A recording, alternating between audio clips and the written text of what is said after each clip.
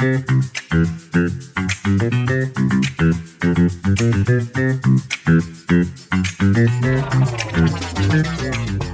to Film Trospective, Beyond Oblivious. I am your host, Ernest. And I am Viola. And here we are, already at our 9th installment. Time really flies when we get into these historical archives, doesn't it? It really does. So to start us off, Yeah. I want you, the listener, to just imagine you're sitting in this cramped, dusty bus in 1934. Right in the trenches of the Great Depression. Precisely. And Hollywood executives at the time are completely convinced that audiences only want to see millionaires in massive mansions, to escape their daily misery. Yeah, escapism was the big sell.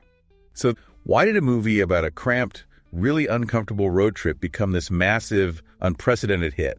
It's a fantastic question because, honestly, on paper, this shouldn't have worked at all. I mean, it was produced by Columbia Pictures under their president, Harry Cohn, and the industry at the time mostly just dismissed it as a disposable bus picture. A bus picture. It sounds so trivial when you put it like that. Very trivial. It reminds me of a modern, low-budget, straight-to-streaming indie movie. The kind with zero expectations that just suddenly sweeps award season. That is a spot-on comparison, because that is pretty much what happened. But to understand the triumph, we really need to look at the cultural moment.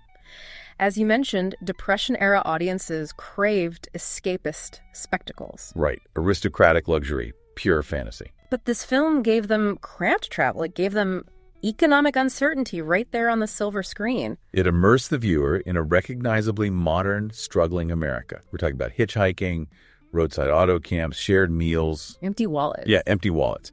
Which raises the question, where did the glamour come from, if not from high society wealth? The glamour came entirely from the chemistry and the humor. For sure. The emotional authenticity between the characters. And you have to credit the powerhouse team behind the scenes for that. Oh, absolutely. You have Frank Capra directing, bringing this signature populist warmth. And for anyone not familiar with that term, populist warmth basically means a storytelling style that champions the everyday, struggling person over the elite. And pairing Capra's direction with Robert Riskin's screenplay was just lightning in a bottle. Oh, yeah. Riskin supplied this razor-sharp battle of the sexes dialogue. He adapted it from Samuel Hopkins Adams' short story, Night Bus, didn't he? Yes, he did. And bringing those words to life, you had Gable playing Peter Warren and Claudette Colbert as Ellie Andrews. Supported by a really phenomenal cast, people like Walter Connolly, Jameson Thomas, and Roscoe Carnes. But I'm still marveling at how limited budgets didn't hold it back at all. They really didn't. And you have to look at cinematographer Joseph Walker and editor Gene Havlick for that. Right. They navigated those strict financial constraints so beautifully that the limitations actually became strengths. Which brings us to the title itself. It happened one night. It's such a clever title. It is. Because it implies spontaneity. It implies intimacy and the unexpected transformations that can occur when the sun goes down. But ironically, when you watch the film, it focuses heavily on what doesn't happen. And that right there is the defining element of what we now call the screwball comedy. Hmm. It's a genre where romance is expressed through antagonism. Anticipation constantly trumps fulfillment. The story teases scandal, but continually delays any consummation. And the marketing poster sold that tension perfectly.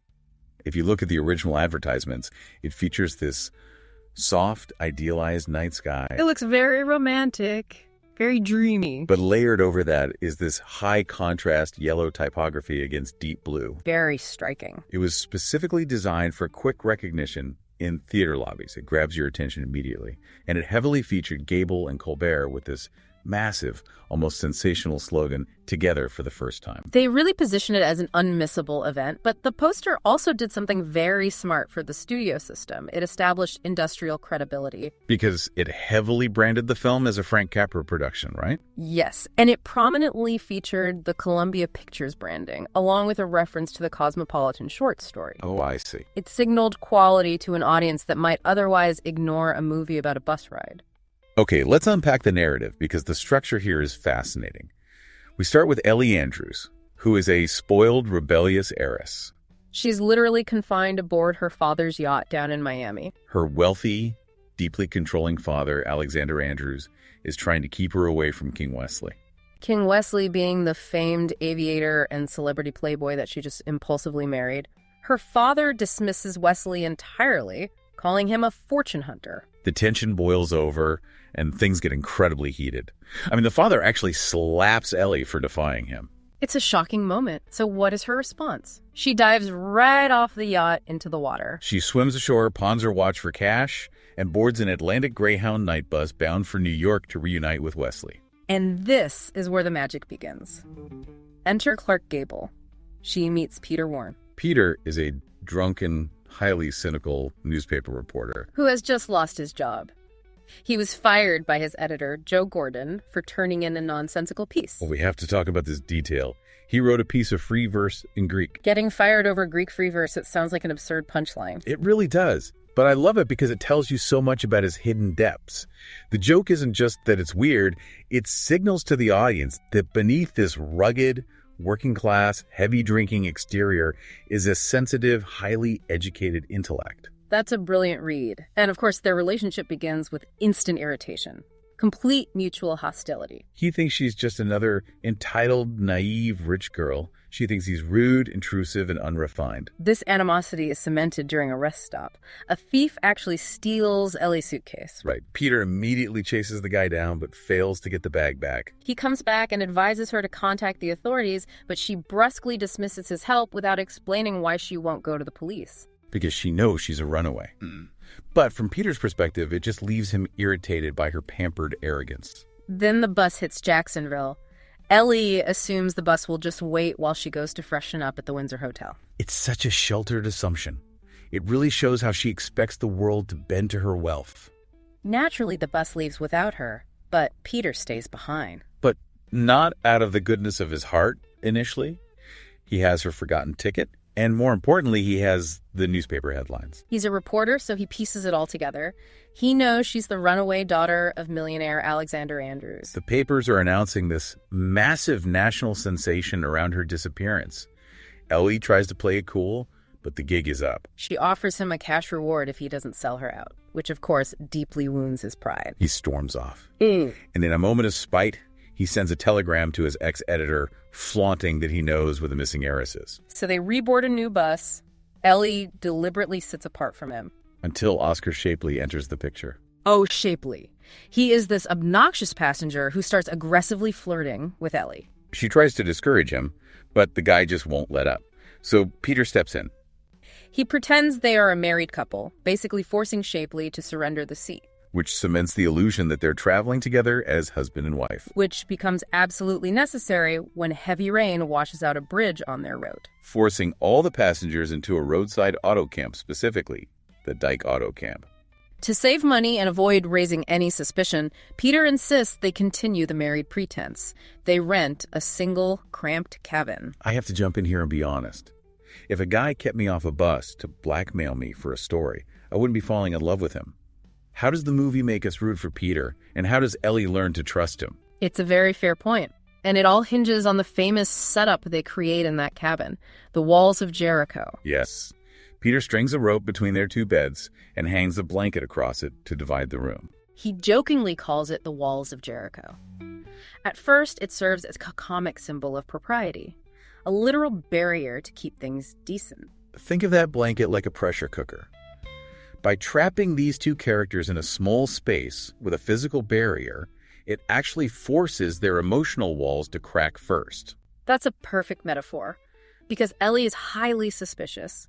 She assumes his intentions are just like Shapley's, and she actually tries to leave. But Peter shuts that down and proposes a bargain. He promises to help her get to New York safely to reunite with Wesley. In exchange for the exclusive rights to her story, which he needs to revive his career. And the kicker is, if she refuses, he'll turn her in for the reward money. So this very uneasy partnership begins. Filled with constant bickering and heavy sarcasm. We have to mention the scene where they get ready for bed. This is where the tension really builds. You have Gable's famous striptease on his side of the blanket. And Colbert's implied undressing on her side. She is just slinging her garments over the blanket one by one. The unseen eroticism there is palpable. But the next morning, we see a shift. We see his kindness. He whips up breakfast. He offers her his clothes to wear. While Ellie begins the process of shedding her snobbery. The bathroom scene is vital for this. She goes to the communal showers and unknowingly tries to skip the line. And she is rightfully chastened by the other working-class women. She is forced to learn about everyday struggles. This entire journey is essentially a process of economic scripting. They lose the yacht, they lose the bus, they lose her money, and as the wealth falls away, their true human character is revealed. That theme really solidifies during breakfast when detectives hired by her father show up to search the auto camp cabins. Peter and Ellie have to think fast. They stage this elaborate, chaotic domestic quarrel. They yell, they throw things, they bicker like a deeply unhappy married couple, and it completely fools the detectives. It's brilliant. After the cops leave, they get back on the bus, continuing their journey south to north through Depression-era America. Sharing modest meals, talking for hours, and slowly turning that antagonism into genuine affection. They encounter a lot of struggling working-class travelers along the way, including a very hungry mother and child. Ellie sees them and compassionately insists on helping, even though Peter's funds are dangerously limited at this point. It shows her growing empathy and maturity. By the way, this reminds me to mention to you, our listener, that we have a special bonus installment coming up. We do, and I'm very much looking forward to it. Today we're touching slightly on the social commentary of the film, but in that bonus discussion, we'll thoroughly unpack the class dynamics and the poverty depicted on their journey. It adds a whole new layer to the story. It's going to be a fantastic exploration, but returning to our travelers, their newfound peace is shattered pretty quickly. Because Oscar Shapley comes back. He recognizes Ellie from a newspaper reward notice. A $10,000 reward for information on her whereabouts. Shapley confronts them. He wants to split the money with Peter. And when Peter refuses, Shapley threatens to tell her father immediately. So Peter invents this wild, terrifying story on the spot. He claims he's a hardened gangster, a kidnapper waiting on orders from his dangerous associates. He plays it entirely straight. He absolutely terrifies Shapley, who just flees into the night in a panic. But they realize Shapley might still alert the cops once he calms down, so they abandon the bus entirely. They have to sleep in a hayfield right beneath the open sky. It's a striking sequence, a moment of deep, emotionally honest intimacy. Think about the contrast from a luxurious Miami yacht to sleeping in dirt and hay. The attraction is unmistakable now, even if their pride won't let them admit it. The next morning brings another legendary moment. The hitchhiking scene. Oh, this is fantastic. Peter is so arrogant here. He confidently demonstrates his supposedly foolproof thumbing techniques to her. He explains all the complex mechanics of how a real man hails a car. And car after car just blows right past him, leaving him in the dust. So Ellie decides to step up. She stands by the road, teasingly lifts her skirt to show her leg. And instantly stops a car with screeching tires. It completely wounds his masculine pride. But it deepens their chemistry, showing she can hold her own. Though their luck runs out quickly when the driver of that car steals their luggage. Yeah, while they're briefly distracted by the side of the road, off he goes with the vehicle and their things. Furious, Peter chases the thief down on foot and eventually returns triumphant with both the car and their belongings. Meanwhile, the tension is escalating back in New York. Ellie's father is getting desperate. Alexander Andrews decides the only way to get his daughter back safely is to publicly accept Wesley. He issues statements approving the marriage, and newspapers publish Wesley's pleas for Ellie's return. While stopping for supplies, Ellie secretly reads one of these articles. But she hides the paper from Peter. Because she's entirely uncertain about her feelings now, she realizes she doesn't want her old gilded life back. They're only a few hours from New York, but Ellie intentionally persuades Peter to spend one final night at an auto camp. They erect the walls of Jericho again. But this time, the physical barrier feels highly fragile. Ellie gently questions him about his concept of love, before completely breaking down and confessing that she's fallen for him. She begs him to take her away, to forget New York. And here's where the story gets heartbreaking. Peter is deeply in love with her too. But he remains outwardly restrained. It's the tragedy of his masculine pride. He's ashamed of his poverty. He feels he has nothing materially to offer a millionaire's daughter. Instead of admitting his feelings, he pretends indifference. He tells her to go to sleep, leaving her feeling totally humiliated and rejected. It's crushing to watch. After she finally falls asleep in tears, Peter quietly sneaks out of the cabin. He rushes to New York in the middle of the night to sell his story to his editor, Joe Gordon. He wants to earn enough money to build a respectable life before proposing to her properly. But he doesn't tell her. And while he's gone, the camp owners get suspicious.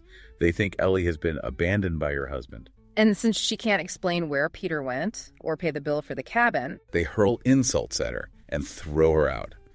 Heartbroken, a Assuming Peter ran off because he despised her confession, she calls her father to surrender. And we get this wonderfully bittersweet, tragic moment on the highway. Peter is driving back to the camp with his new money, and Ellie is being driven away by her father's men. They unknowingly pass each other on the road, traveling in opposite directions. Both of them firmly believing the other chose to walk away. Which brings us back to high society in New York. Ellie reluctantly agrees to a massive, formal church wedding with Wesley. Even though she openly admits to her father that she truly loves Peter, she's only going through with marrying Wesley because she thinks Peter betrayed her. Meanwhile, Peter contacts her father. Alexander Andrews assumes this rough reporter is there to collect the $10,000 reward. But instead of asking for a fortune, Peter produces a meticulously itemized bill For precisely $39.60. his exact expenses for caring for Ellie on the trip, and he refuses to take a single penny more. I love that specific number. $39.60. What does that exactness tell the father? It proves his unwavering integrity. It draws this sharp contrast between working-class exactness and Gilded Age frivolous wealth. Andrews realizes right then that Peter's true worth isn't about money. He sees that Peter genuinely loves his daughter. It makes him far more worthy than Wesley ever could be. So on the actual wedding day, as Andrews is walking Ellie down the aisle in her elaborate gown, He quietly whispers to her that Peter came looking for her, that Peter refused the reward, that he loves her, and that there is a getaway car waiting outside. Ellie's face changes as she realizes the truth. She abandons the ceremony right there and flees the church. Running across the lawn, back to Peter, with her father's delighted blessing. Andrews even pays Wesley a staggering $100,000 not to contest the annulment. Freeing them to marry legally, which leads us to our finale. The honeymoon. Fittingly, it takes place at another modest auto camp. Reminiscent of the ones where they first fell in love on their dusty journey. They request a rope, a blanket, and a toy trumpet from the motel owners. Humorously recreating the walls of Jericho one last time. We don't see inside the cabin, we just see the exterior, and then the sound of the trumpet is heard. The blanket falls. The barriers are finally destroyed. It symbolizes the consummation of their marriage and the permanent collapse of all those social, economic, and emotional walls that kept them apart. It is a memorable ending. Consider the walls of Jericho in our own modern relationships. How often do we string up arbitrary barriers, waiting until we have the perfect job or a specific amount of money in the bank? Just like Peter needing to sell his story to feel worthy of love. How often do we wait for the perfect, pristine circumstances before we allow ourselves to be truly vulnerable with someone? This story shows us that the most memorable journeys happen when the bridge is washed out and the grand plan completely falls apart. When you just have to brave the unpredictable highway together. Now, how a film with this much charm and cohesion actually made it to the screen is a story of sheer chaos. Oh, absolutely. Let's set the baseline stakes here, because we are dealing with an underfunded studio, a script that faced universal rejection around town, and a creative team operating out of pure desperation. Desperation really is the operative word here, because to understand how the story even made it to the screen, we have to look at the literary source material. It came from a rather unexpected place, honestly. Yeah, it was a 30-page short story called Night Bus by Samuel Hopkins Adams. Right. Originally published in Cosmopolitan magazine. And Cosmopolitan was a bit different back then, right? Oh, very different. It was a major publisher of short fiction. In fact, later on in 1933, the story was actually reprinted as a Dell 10-cent vest pocket paperback. A vest pocket paperback? Yeah, these little cheap books. And that particular series featured heavyweights, like W. Somerset Maugham with Rain and Pearl Buck's Journey for Life. But Samuel Hopkins Adams wasn't exactly a romance novelist, was he? I mean, he wasn't a literary giant in that same vein. Not at all. He spent his career dealing in hard facts. He was a seasoned investigative reporter. Right. He made his name digging into public health scandals and patent medicine fraud. So how on earth does an investigative reporter end up writing a frothy, romantic bus trip story? Well, the journalism industry provided highly fertile ground for pulp fiction writing. Reporters of that era were used to tight deadlines, right? Sure. Churn out probably quickly. Exactly. And they spent their days observing everyday people. So when they pivoted to fiction to make extra money on the side, they often relied on specific pulp tropes to just generate material quickly. That makes sense. That totally explains why the dialogue in Night Bus feels so sharp and realistic. He spent years actually listening to people on trains and in diners. He did. But there was a bizarre contrast in his writing style that is super interesting. Oh, the stylistic split. Yes, you have this grounded, snappy dialogue that sounds incredibly modern. But the moment Adams shifted to narration or scene description, he adopted this overly florid, almost archaic literary register. Wait, can you give an example of that? Because it sounds so jarring. I can. The opening sentence of Night Bus reads, and quote, "Through the resonant cave of the terminal, a perfunctory voice boomed out something about Jacksonville points north and New York." The resonant cave of the terminal. Right. He could have just written that the bus was boarding. He absolutely could have. But that overblown prose is a hallmark of certain pulp writers trying to differentiate themselves. To prove they are real writers. Exactly. Yeah. It is the kind of flourish they use to remind themselves and their readers that they are first and foremost writers, and secondarily, writers for hire, churning out magazine copy. They just have to flex that vocabulary. You do. Still, the narrative engine of that short story was structurally sound. So sound that Frank Capra and his writing partner, Robert Riskin, essentially used it as a direct template. Structurally, yes. But the characters underwent a drastic evolution to meet the demands of a Hollywood feature. Because the Peter Warren and Adams story is a far cry from the silver screen idol we see in the film. Not even close. In the text, Peter is described as having a face that is blunt, rough, and smudgy with bristles. Smudgy with bristles. Yes. The author goes out of his way to strip away any glamour.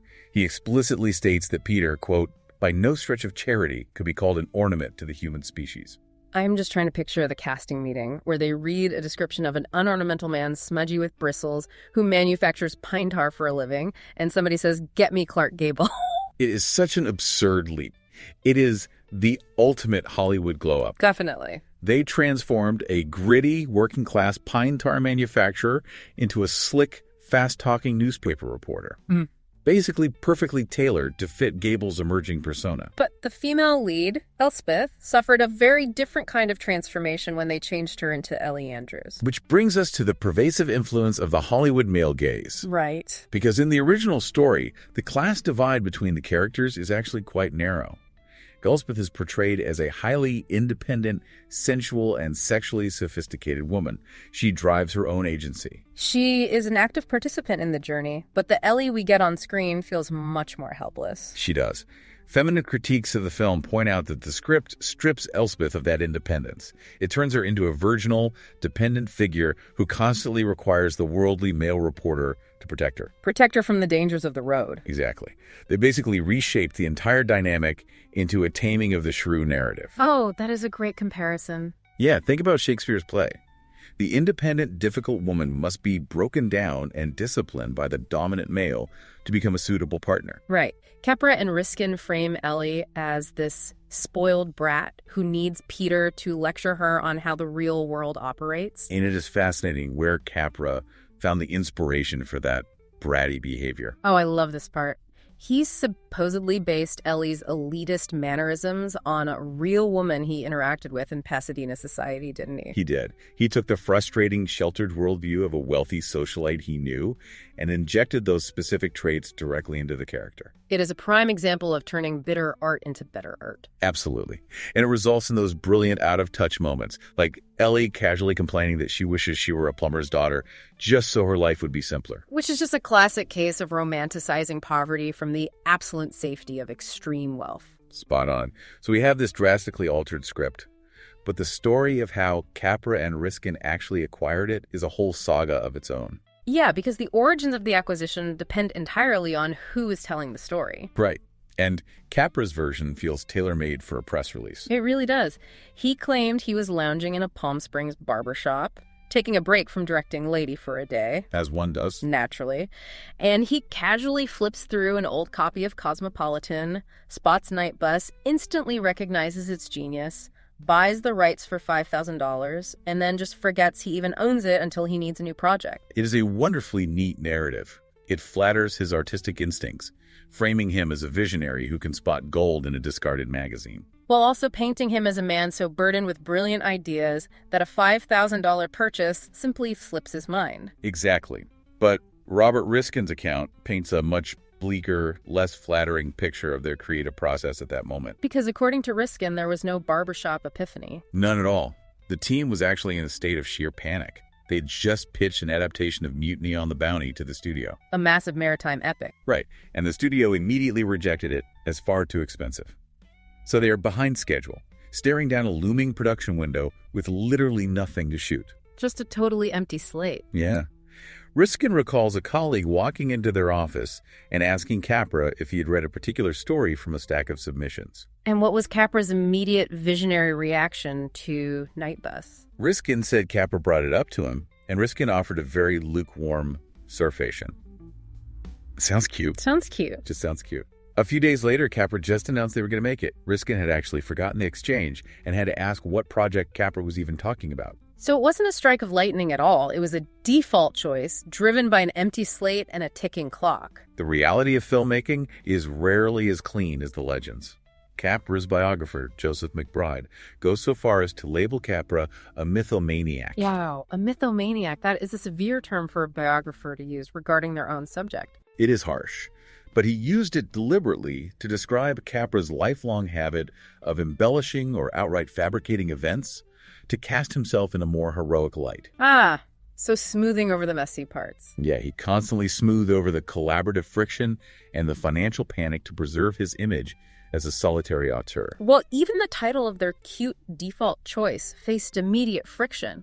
Studio head Harry Cohn absolutely despised the name Night Bus. Cohn firmly believed the word bus was box office poison. Box office poison? Why? Because the market had recently been completely flooded with bus-themed pictures. Films like Fugitive Lovers and Cross Country Cruise. A glut of bus movies. I had no idea that was a defining genre of the early 30s. They were super cheap to produce because you only needed one primary set, but audiences were exhausted by them. So Cohn demanded a change, leading to it happened one night. And the inclusion of the word. It was a very calculated marketing choice. Because it was a long-standing euphemism for sex. Yes. Clara Bow was famously known as the It Girl for her undeniable sexual magnetism. By putting it in the title, they were promising the audience something slightly scandalous. A hint of impropriety on the road. Exactly. So Columbia has a script they settled for, slapped with a provocative title. The next hurdle is casting. The near impossible task of casting. Right. Why was it so incredibly difficult for them to find actors willing to take these roles? To understand the casting crisis, you have to look at the hierarchy of the 1930s studio system. Columbia Pictures was firmly situated on Poverty Row. So if you're listening, we need to break down what Poverty Row actually meant for an actor in that era. Okay, so the major studios, MGM, Paramount, Warner Brothers, they owned vast networks of theaters and had massive rosters of stars under strict contracts. They controlled the entire ecosystem. Columbia. Columbia was an undercapitalized minor studio located in a gritty neighborhood on Gower Street. They didn't own theaters. They operated on shoestring budgets, and they produced cheap, fast programmers. So being sent to Columbia was viewed as a severe downgrade. A completely humiliating one. Frank Capra himself struggled with this throughout his early career. He battled the constant superiority versus inferiority complex. Meaning he knew he was good, but felt treated like he was second-rate. Precisely. He knew he possessed immense talent, but he felt trapped at a second-tier studio, fighting for the respect accorded to directors at MGM. Harry Cohn, the studio president, shared that exact same desperation for legitimacy, didn't he? He did. Cohn realized that the only way to elevate Columbia's prestige was to borrow top-tier stars from the major studios. Which was not cheap. No, he had to pay exorbitant loan-out fees to convince A-list talent to step foot on his drab, unglamorous lot. Which perfectly sets up the legendary casting of Clark Gable as Peter Warren. The story everyone knows is the punishment myth. Oh, the enduring rumor that Louis B. Mayer, the fearsome head of MGM, banished Gable to Columbia specifically to teach him a lesson. Yeah, the narrative claims Gable was acting like a diva, demanding a pay raise, and Mayer wanted to publicly humiliate him by exiling him to a Poverty Row production. But the studio ledgers tell a completely different story. Of course they do. The paper trail reveals it was a straightforward, highly profitable business transaction. Gable had recently been ill, causing his salary to be suspended by MGM. He had already suffered financially. Right, he wasn't getting paid while sick. Exactly. And MGM simply didn't have an immediate project ready for him when he recovered. So they basically rented him out to make a quick buck. Columbia paid MGM $2,500 a week for Gable's services. MGM continued paying Gable his standard contracted rate of $2,000 a week. Oh, wow. Yeah, they essentially pocketed a $500 weekly profit just for lending out their star. Pure, unadulterated capitalism. Absolutely. But the crucial nuance here is that regardless of Mayer's actual intent, it genuinely felt like a punitive exile to Clark Gable. Oh, without a doubt. Gable had spent his early, struggling years hanging around Gower Gulch, begging for extra work in cheap westerns. Oh, so it was like returning to the scene of his struggles. Yeah, exactly. Going back to that neighborhood, even as a loaned-out star, triggered deep-seated insecurities. He viewed Columbia as Siberia. There is a really vivid anecdote from Capra regarding Gable's initial arrival for a script meeting. Oh, where Gable trudged up the dingy stairs to Capra's office, completely intoxicated. Completely drunk, slurring his words, sarcastically referring to him as Mr. Capra. Yes, belching loudly and demanding to know where the parkas were since he'd been banished to Siberia. And what did Capra do? Well, Capra tried to hand him the script to read, and Gable dropped a profanity, telling Capra he didn't care what they did with the story. Wow. And then he stumbled out of the office, belting out the old saloon tune My Gal Sal for the entire Columbia staff to hear. That paints such a contradictory picture of Gable, because on film he was rapidly becoming the reigning king of Hollywood romance, the ultimate masculine ideal. Right, but behind closed doors, his reputation was far less pristine.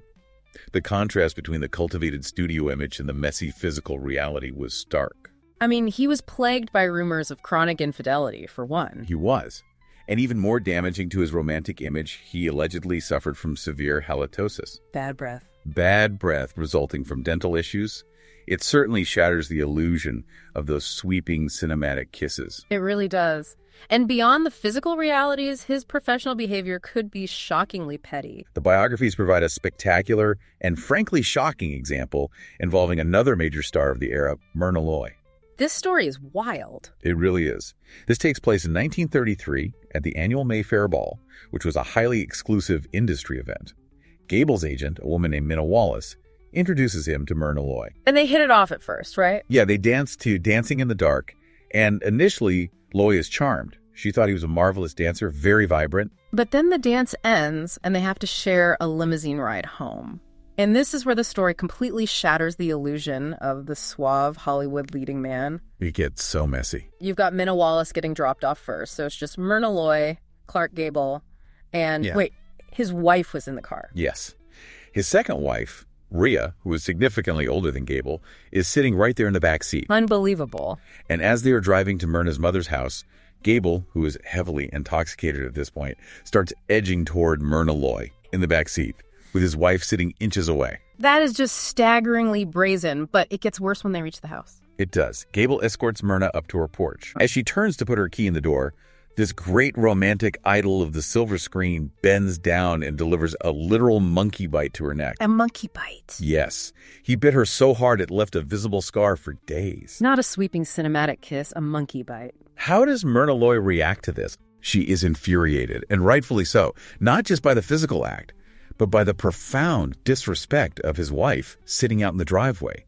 She fiercely shoves him backward. Good for her. She shoves him so hard that Gable stumbles back several steps, falls entirely off the porch, and crashes straight into a decorative hedge. Straight into the bushes. Yes.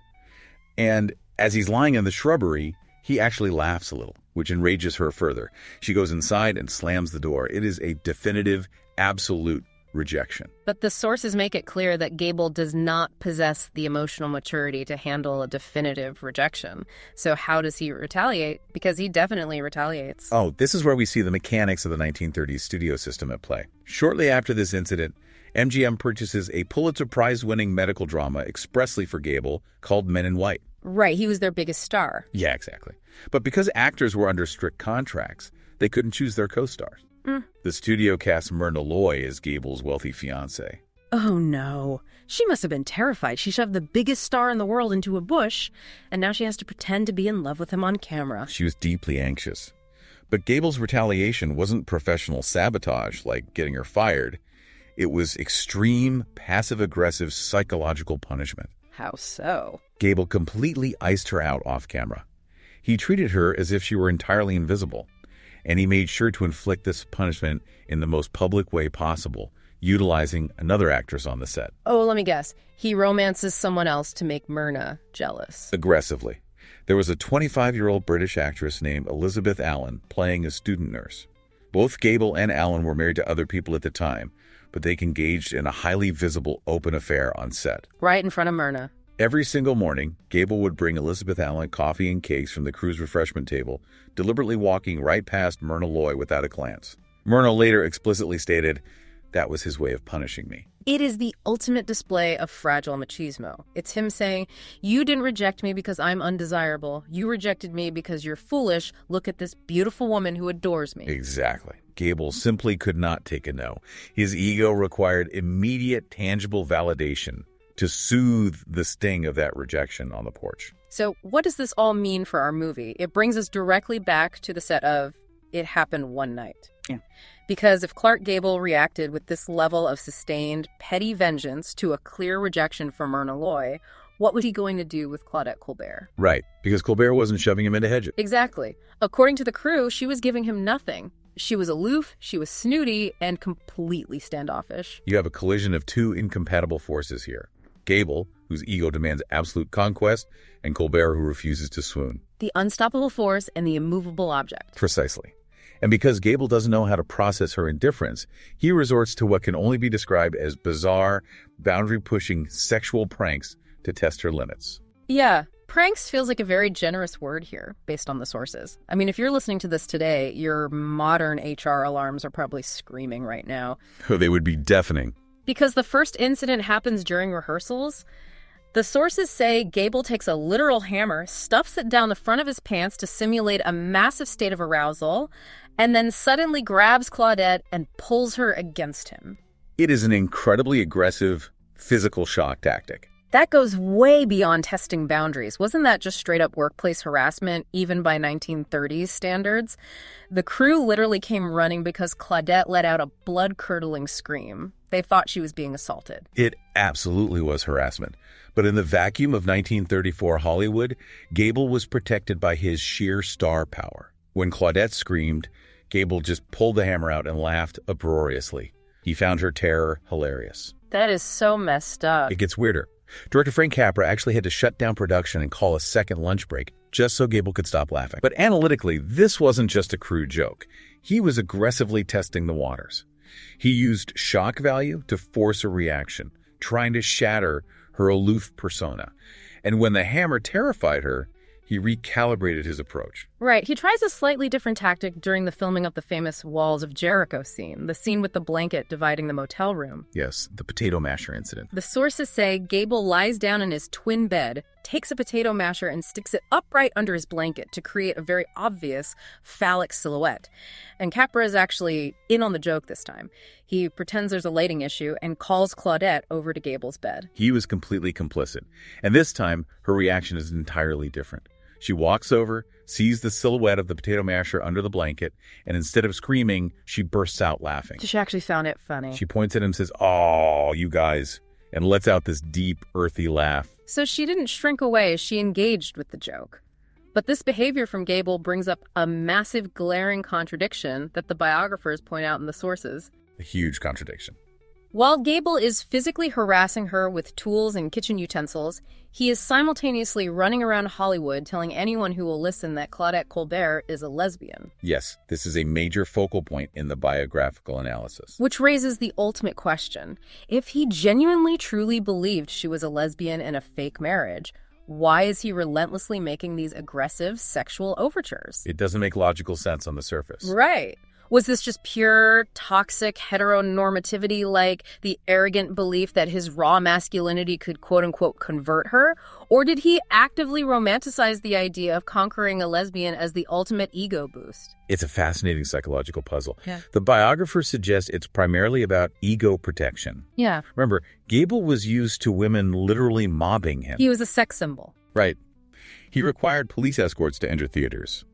Colbert's complete indifference was a catastrophic failure of his worldview. Because his ego couldn't handle the possibility that she simply didn't find him attractive, as we saw with the Myrna Loy Hedge incident, his mind constructed a protective narrative. So he just invents a reason. Exactly. Labeling her a lesbian was his ego's way of rationalizing the rejection. It's him saying, she doesn't dislike me, she just doesn't like men. But his libido didn't get the memo, because he was still actively trying to sleep with her. Exactly. His ego pushed the lesbian narrative to protect itself, but his libido viewed her aloofness as a challenge to be conquered. The hammer and the potato masher were blunt force tests to see if the lesbian label was impenetrable or if she would crack. Just constantly prodding at her boundaries. But we also have to look at the psychological projection coming from Gable himself. The sources point out a crucial detail about Gable's own history. Right, the rumors about Gable's own sexuality. Yes. Biographers note strong rumors of Gable's own bisexual history, specifically a drunken one-night stand with the openly gay actor Billy Haynes early in Gable's career. Oh, wow. And later in life, Gable became notoriously, violently homophobic. He famously refused to be directed by the brilliant George Cukor on Gone with the Wind, demanding a real man and refusing to take direction from a fairy. That's awful. If Gable harbored his own bisexual confusion or guilt, his extreme homophobia and his rabid labeling of Colbert as a lesbian makes him a deeply unreliable narrator. He was projecting his own internal panic onto her. That makes perfect sense. A man who is desperately overcompensating to prove his own aggressive heterosexuality is literally the last person whose gaydar you should trust. Absolutely the last. But here's the problem. Hollywood loved a rumor. The gossip machine took Gable's bruised ego claims and ran with them for decades. For years, there was an assumption that Claudette Colbert was hiding a secret life. It became an accepted part of her mythos. So we need to do what the biographer Bernard F. Dick does in these sources. We need to methodically deconstruct the quote-unquote evidence of Colbert's supposed lesbianism and explain why it completely falls apart. Let's walk through the primary proofs the press used. The first piece of evidence was her first marriage to actor Norman Foster. They called it a modern marriage because they lived in separate homes. Right. She had her place, he had his. She lived in a luxurious apartment on Central Park West, and he lived at a club. The press assumed this was a marriage blank, a sexless marriage of convenience utilized as a cover for homosexual actors. But when you actually look at the historical context from the sources, the separate living arrangement had absolutely nothing to do with sexual orientation. Nothing at all. It was entirely due to her terrifying mother, Jean Chachon. Her mother was this domineering, controlling force who absolutely despised Norman Foster and flat out refused to allow him into her house. She hated him. There is a story in the sources where Jean essentially asked Norman what a threshold was, just so she could officially forbid him from ever crossing hers. That is just incredibly toxic. Claudette genuinely loved Norman. The sources describe it as her grand amour. It was an all-consuming love. But she was terrified of her mother's wrath and emotionally incapable of defying her. And the most tragic counterproof to the marriage blank theory is that Claudette actually became pregnant by Norman Foster. Oh, that's heartbreaking. It really is. She had an abortion entirely at her mother's behest because her mother convinced her that having a child would ruin her burgeoning image as a Hollywood love goddess. That is the tragic reality of a suffocating matriarchal dynamic, not the mechanics of a sham marriage. It's so sad. So the marriage argument is completely debunked. Then we get to the second piece of evidence, which is honestly hilarious when you understand the actual physics of it. Oh, the funhouse photo. The infamous Vinepier funhouse photo. It's 1935. Carol Lombard throws a massive party and they rent out a funhouse. A photograph is published showing Claudette Colbert sitting between Marlene Dietrich's raised legs as they slide down a wooden chute together. And gossip columnists, and even later historians like William J. Mann, look at this and declare, look, they are both wearing pants. Slacks are a sartorial code for lesbianism and sexual rebellion. And the biographer completely dismantles this narrative by applying basic logic. First, Dietrich wasn't even wearing slacks. She was in shorts. Right. Colbert was wearing ruffled, lounging pajamas. And why? Because they were at a funhouse. Exactly. If you understand 1930s amusement park design, fun houses were loaded with hidden air shafts built right into the floors. Like the classic Marilyn Monroe great thing, but weaponized as a prank? Yes. They were designed specifically to blow women's skirts up as a practical joke for the crowd. Any woman wearing a dress to a fun house in 1935 would have been repeatedly publicly exposed. The slacks were a purely practical, defensive clothing choice. So we're looking at a completely fabricated narrative built on a fundamental misunderstanding of physics and amusement park design. It's absurd. Plus, the pose itself wasn't some choreographed sensual tableau. Claudette always maintained that a photographer violently shoved her from behind, causing her to crash into Dietrich, and they went tumbling down the slide in a tangled mess. It wasn't romantic at all. And director Mitchell Lyson was running around the party, literally tying people up in burlap sacks and throwing them down the chute. It was drunken horseplay. And the ultimate irony of that photo is that Claudette Colbert and Marlene Dietrich actively dislike each other. They didn't even get along. They had entirely incompatible energies. Dietrich was intensely focused on capital R romance and mystique, while Colbert found Dietrich's somnambulant, sleepwalking persona incredibly off-putting. The idea that an accidental collision on a funhouse slide is empirical proof of a secret affair is just shoddy historical analysis. Exactly. And finally, there are the rumors surrounding her intense female friendships later in life, specifically with a lesbian painter named Verna Hull and later a woman named Helen O'Hagan. Right. People claim that because she sought out the company of women, she must have been gay. There's even a myth perpetuated by a writer named Robert Shaw that after Colbert's second husband died, she ordered her staff to treat Helen O'Hagan as her quote-unquote husband. Which is another massive misinterpretation. If we look at the Robert Shaw myth first, Claudette simply instructed her Barbadian house staff, who had never met Helen O'Hagan, to treat her guest with the exact same level of respect and deference they had previously accorded her late husband. Right. She wasn't making a coming out announcement. She was establishing household etiquette for her staff. Precisely. And as for the friendships themselves, the sources provide a brilliant psychological explanation for why a woman in Hollywood would seek out female companionship. Yeah, the sources really illuminate this. Claudette grew up in a matriarchal household. She valued artistic kinship, she loved to paint, and Verna Hull was a painter. But more importantly, female friendship was a safe harbor. That makes total sense. As the biographer notes, when Claudette was with women, she didn't have to constantly defend herself. She didn't have to worry about getting her bottom pinched, being aggressively propositioned, or dealing with male co-stars stuffing tools down their pants to simulate erections. Yeah, that sounds exhausting. Women provided companionship without the relentless, exhausting, erotic pressure of 1930s Hollywood men. It was safety, not secrecy. And if you need absolute proof that she wasn't hiding an underground, scandalous life from conservative high society, just look at who her closest friends were in her later years. This is very telling. She was incredibly close with Ronald and Nancy Reagan and Frank Sinatra. Reagan was inviting her to state dinners at the White House.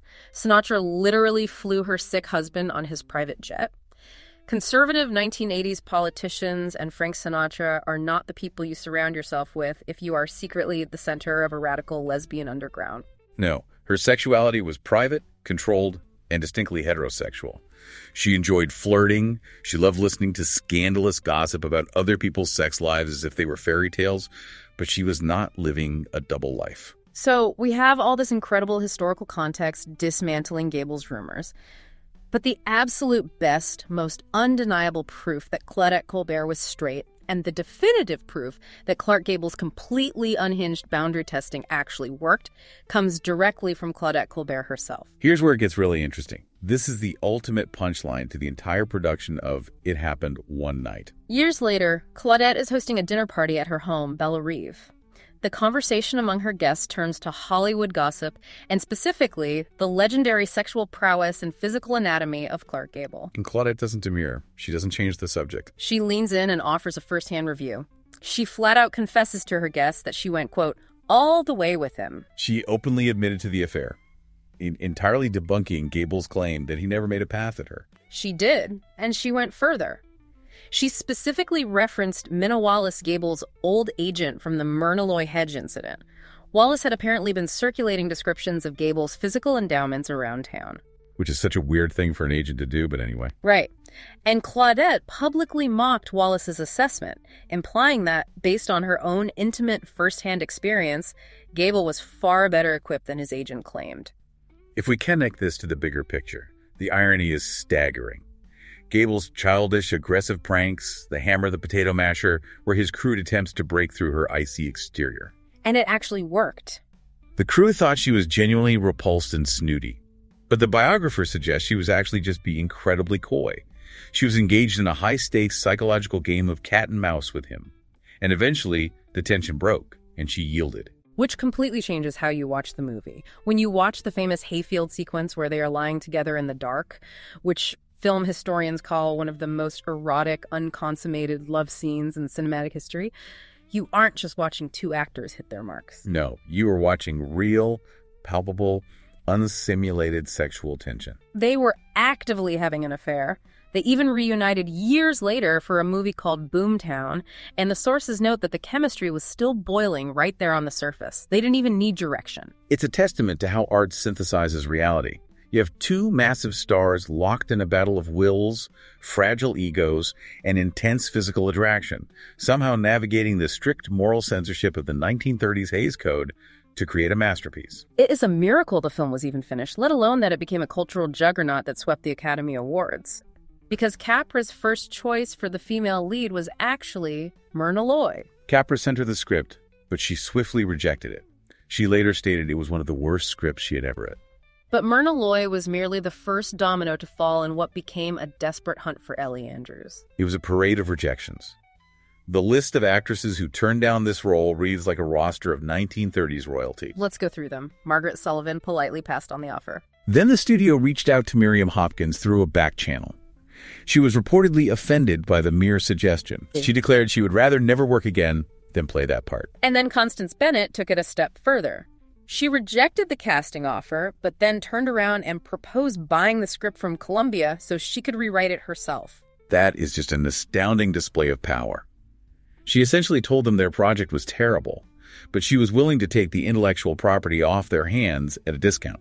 So insulting. Carol Lombard was also in the mix, right? She was. She was actually dating the screenwriter, Robert Riskin, at the time, but she couldn't accept the role due to a firm scheduling conflict with her upcoming film, Bolero. Now, Bette Davis actually wanted the part. She saw the potential in the script. Why couldn't they get her? Studio politics intervened. She was under contract at Warner Brothers, and she had recently forced studio boss Jack Warner to loan her out to RKO for the film of Human Bondage, where she delivered a brilliant, career-defining performance. She did, but she had defied her home studio to do it. So as a punitive measure for her perceived insubordination, Warner flatly refused to loan her out to Columbia. He blocked her from taking the role just to assert his authority over her career. Exactly. So Columbia's running out of options. The clock is ticking. They finally set their sights on Claudette Colbert, who was nicknamed the Fretting Frog. The Fretting Frog, given to her by her frequent director, Gregory LaCava, due to her constant anxiety and fussiness on set. How did they manage to rope Froggy into this project? Because she had her own history with Columbia, and it wasn't positive. No. Her feature film debut was a massive flop, directed by Frank Capra years earlier, called For the Love of Mike. The experience was so miserable, they actively disliked each other. So Capra and Riskin essentially had to stage a home invasion to pitch her the movie. They really did. They ambushed her at her residence while she was in a state of high agitation, packing her luggage for an extended ski trip to Sun Valley with her social circle. They just followed her from room to room as she folded clothes. Right. Desperately trying to sell her on a script. She had absolutely zero interest in reading. Finally, just to get them out of her house, she issued what amounted to a ransom demand. It was extortion. She agreed to do the picture, but only if Columbia paid her double her standard Paramount salary, which came out to $50,000. If you're listening, for context, the average American family income in 1934 was around $1,500 a year. That demand was bordering on financial suicide for Columbia. It consumed a massive portion of their overall $325,000 budget. And beyond the extortionate fee, she demanded a guaranteed, non-negotiable 4-week shooting schedule so she wouldn't miss her vacation. Harry Cohn balked at the terms, obviously. But Capra realized they had exhausted every other option. He pushed Cohn to accept, and they finally secured their stars. So they step onto the soundstage with Colbert's 4-week deadline looming over the production. And Capra loved to perpetuate the myth that they executed a flawless, hyper-efficient 4-week shoot, allowing Colbert to catch her train to Sun Valley right on schedule. But the production logs tell a completely different story. You do. The official American Film Institute catalog timeline documents principal photography running from November 13th to December 22nd, 1933. That is nearly 6 weeks of continuous shooting. And their obligations didn't end before Christmas.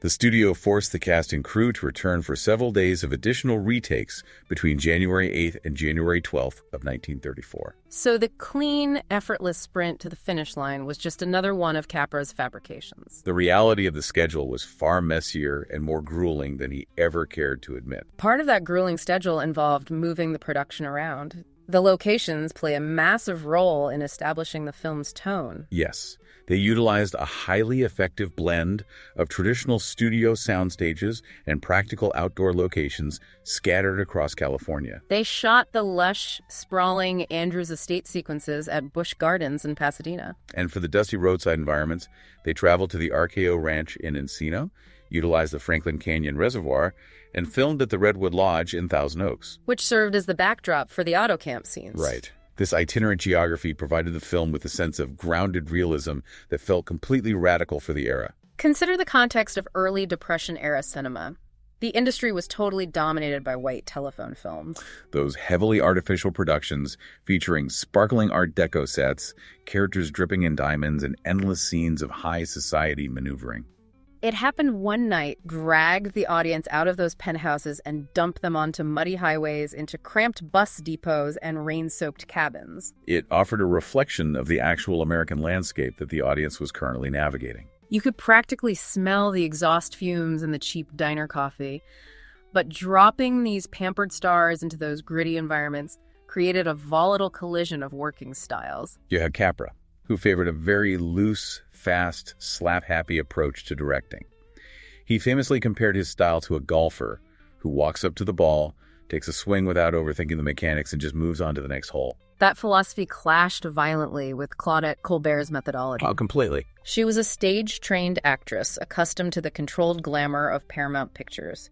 She worried obsessively over her lighting, her wardrobe, and how every angle read on camera. Her vanity became a major obstacle during the iconic hitchhiking sequence. The story, as told by Frank Capra for decades, was that Claudette Colbert was a massive prude who flatly refused to expose her leg for the camera. Capra loved to tell this story.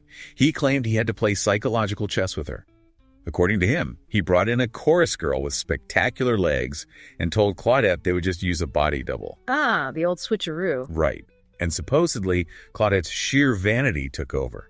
She took one look at the chorus girl's leg, yelled, "Get her out of here. I'll do it. That's not my leg," and flawlessly shot the scene.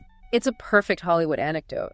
The temperamental, vain actress outsmarted by the wily, genius director. It paints him in such a good light. The only problem is it's almost certainly entirely fabricated. It is completely busted by the historical record. Just 3 years before this film, Claudette Colbert starred in a movie called The Smiling Lieutenant. And in that film, she performs this incredibly lingering, unabashed, highly sexualized scene where she slowly removes her garter, giving the camera a very clear, long look at her bare leg. So she wasn't a prude at all. Not even a little bit. She had absolutely no reservations about showing her legs on camera. Capra loved casting himself as the puppet master, the brilliant director who could coax genius out of difficult, hysterical women. Classic director syndrome. When reporters later asked Claudette about Capra's version of the story, she never confirmed it. She just diplomatically smiled and said it may have been the way he remembered it. Which is the most polite, high society way of saying a man is completely full of it. She basically just mic dropped the whole conversation. Just layer upon layer of PR and myth-making. But the tension wasn't entirely detrimental. Capra started to realize that Colbert's off-screen fussiness was feeding the character. Her real-life tantrums served as natural rehearsals for Ellie Andrews' spoiled, aristocratic exasperation. The irritation you see on her face was often quite genuine. It was. And how did Gable adapt to Capra's slap-happy environment? Because he started the production acting like a hostage. He underwent a rapid transformation. After a day or two of sulking, he realized that operating outside the rigid, heavily policed MGM machine offered a kind of freedom he hadn't experienced in years. Capra often remarked that this was the only film where Gable was truly allowed to play a version of his authentic self. Boyish, slightly roguish, and willing to poke fun at his own flaws, like his famously prominent ears. That sense of playfulness bleeds into the scenes that feel almost entirely disconnected from the plot. I want to ask you about the function of those moments. Why do audiences connect so deeply to scenes that seemingly go nowhere? Are you referring to a specific sequence? I am thinking of the scene where two grown adults engage in a highly intense, deeply serious debate over the proper physical mechanics of dunking a donut into a cup of coffee. Oh, right. Or the extended piggyback sequence across a shallow river. Neither of those scenes advances the narrative of returning Ellie to her husband. But those moments are the structural genius of the film. They align perfectly with Capra's broader philosophy on audience engagement. He firmly believed that a film required intentional pauses. Pauses where you actively halt the momentum of the plot. Exactly. You have to stop the machinery of the story to allow the audience to simply hang out with the characters, to observe them being silly, unguarded, or stubbornly debating trivial matters. So you are basically building a reservoir of empathy. If you don't enjoy watching Peter and Ellie bicker over pastry etiquette, you will have no emotional investment in whether they reunite at the altar in the final act. Those pauses forge the emotional bond. The ultimate execution of that communal bonding occurs during the bus ride, when the entire vehicle breaks into a rendition of The Man on the Flying Trapeze. A sequence that came to define the film's enduring charm. And remarkably, it was largely an improvised accident. Wait, they didn't script a massive musical number? It's not at all. Capra had merely written in a detail about two hillbilly musicians rehearsing a song in the back of the bus to provide some ambient color during a rainstorm scene. So what changed? During the setup, Capra noticed the background extras naturally tapping their feet and humming along with the musicians. Recognizing the organic energy, he quietly positioned multiple cameras around the bus, instructed the crew not to call for a formal rehearsal, and simply let the scene unfold. And Gable and Colbert just organically joined the chorus. Eventually, the infectious energy broke them down. Gable abandoned his defensive posture, Colbert dropped her aristocratic chill, and the entire cast shed their inhibitions. Capra even incorporated the grumpy bus driver turning around to sing, which serves as the catalyst for the bus sliding off the road into a muddy ditch.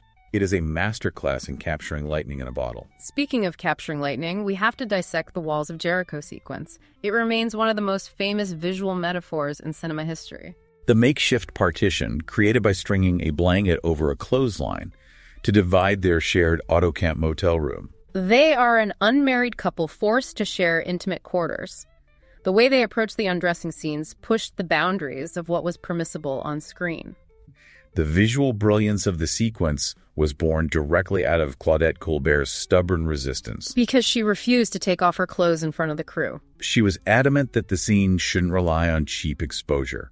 She wanted the focus to remain firmly on the dialogue and the comedic timing, rather than her body. Capra concedes and tells her to undress behind the blanket, but that concession paradoxically resulted in a scene far more erotic than actual nudity. Because the camera focuses on the garments being tossed over the top of the blanket one by one, a stocking draped over the line, a slip tossed into view. It weaponizes the audience's imagination. You are forced to envision what is happening on the other side of that partition, just as Gable's character is forced to imagine it. It proves that suggestion is infinitely more powerful than exposure. And Gable inadvertently caused a massive real-world panic during that same motel sequence, didn't he? By simply removing his shirt. He is standing on his side of the room, delivering a monologue while unbuttoning his dress shirt.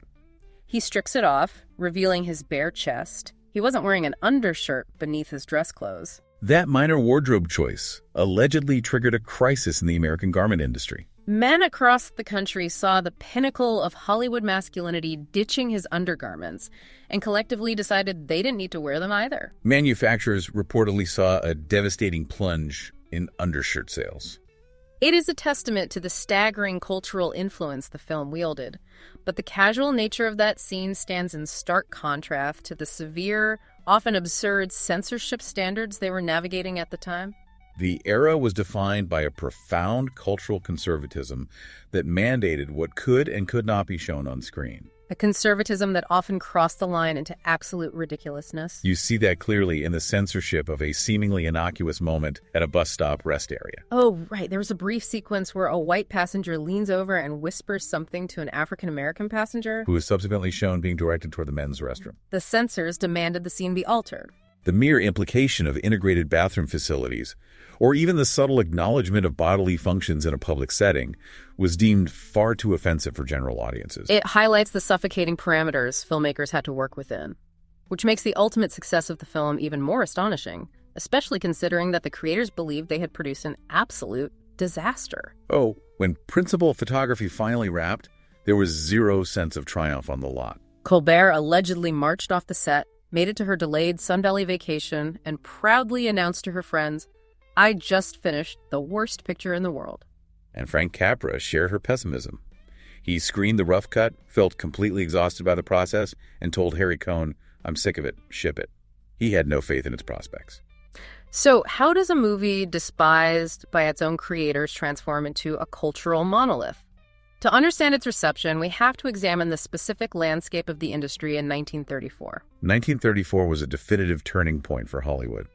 The Catholic Legion of Decency had been threatening massive boycotts over the perceived immorality of movies. In response, the industry brought in Joseph Breen to strictly enforce the Motion Picture Production Code, The Hays Code. And Breen began aggressively wielding that power, starting on July 6, 1934. which makes it happen one night an incredibly close shave. It premiered in February of that year. Just months before the crackdown. Had the production been delayed into the late summer, the script would have been mutilated. The Walls of Jericho concept wouldn't have survived. Under Breen's strict enforcement, even married couples were suddenly mandated to sleep in entirely separate beds on screen. The timing was miraculous, and 1934 was also the year that firmly established the template for the screwball comedy. It codified the genre. The formula required two highly articulate, fiercely intelligent characters who clash immediately, usually over class, money, or philosophical differences, and are forced to navigate a chaotic situation together. It is the exact dynamic found in the play The Front Page, though it's interesting to note that the ace reporter in The Front Page, Hildy Johnson, was originally written as a male character. It wasn't until Howard Hawks made his Girl Friday in 1940 that Hildy was gender-flicked, allowing Rosalind Russell to battle wits with Cary Grant. But it happened one night, proved years earlier that audiences were hungry to see a man and a woman engage in vicious, rapid-fire intellectual combat. It replaced sappy, melodramatic romance with a battle of equals. But underneath the witty banter, the film tapped into a deeply rooted psychological desire of the Depression-era audience, the obsession with struggle love. The fantasy that true contentment can only be found in poverty. Why were audiences so fixated on that specific narrative? Think about the socioeconomic reality of the time. Millions of Americans were standing in bread lines, living in Hoovervilles, facing absolute destitution. There was immense resentment toward the wealthy elite who seemed insulated from the suffering. So watching a pampered heiress lose her money, ride a filthy bus, and struggle to figure out how to dunk a cheap donut offered a cathartic release. It reassured the working-class audience that the rich were secretly miserable in their mansions. And that a simple life devoid of material wealth was morally and emotionally superior. It is the no-girls trope. We see it echoed later in characters like Marilyn David in The Gilded Lily. The idea that a woman must shed the protective layers of privilege to experience authentic human connection. You strip away the welt to reveal the genuine soul underneath. It was exactly what the public needed to see. But Columbia Pictures didn't realize they had captured the zeitgeist. Let's trace the film's release trajectory because it was anything but a straight line to success. Right. It officially opened in New York City on Washington's birthday, February 2010, 1934, at the massive Radio City Music Hall. And the initial numbers were spectacular, right? It broke the house attendance record on opening day. It grossed an estimated $90,000 in its first week. Columbia was thrilled.